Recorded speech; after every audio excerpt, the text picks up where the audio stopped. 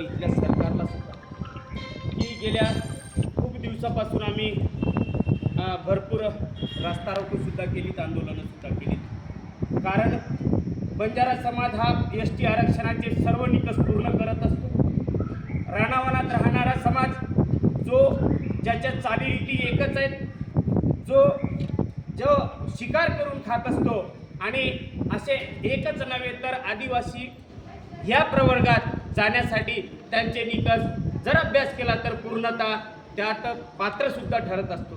तरी पण इथलं सरकार आमच्या कुठल्याही मागण्या पूर्ण करत नाही आहे. गेल्या 6 महिन्यापासून जी समिती गठीत केली ती समिती आजपर्यंत कुठलीही वाटचाल करताना दिसत नाही.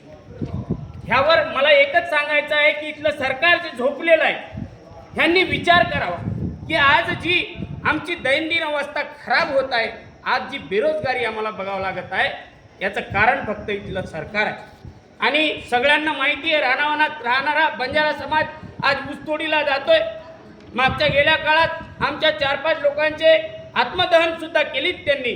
आणि हे मीडियावरच नव्हे तर इथल्या इलेक्ट्रॉनिक मीडियावर सुद्धा आलेलं आहे. तर मला या चॅनलच्या माध्यमातून एकच सांगायचं आहे, जर येणाऱ्या काळात आम्हाला आरक्षण भेटलं नाही तर हा उद्रेक तुम्ही त्यावेळेस बघसाल की किती मोठा उद्रेक होणार आहे.